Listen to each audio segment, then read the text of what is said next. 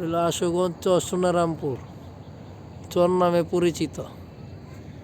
ওই পারে হইল এই জায়গাটার নাম হইল সাইতনতলা। এরপর হইল কোদালকাড়ি, তারপরে আছে কালীপুর, আর এই সাইড হইল ভৈরব।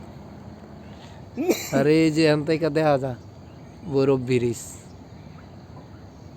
সব। আর মাঝখানে হইলো এই যে শ্মশান, শ্মশান দিয়ে বাংছে।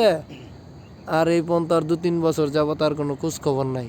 চরে যদি মানুষ মারা যায় লইয়া যাইতে হয় ভৈরব, পঞ্চবটি নিতে হয়। কতটা কষ্ট ওই দিকের মানুষও, ওই সাইতনতলা কোদালকাড়ি সব জায়গার মানুষ পঞ্চবটি নিতে হয়।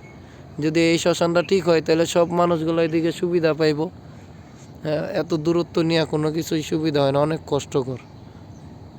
শ্মশানটা তৈরি হইলে আমাদের জন্য অনেক সুবিধা হয়।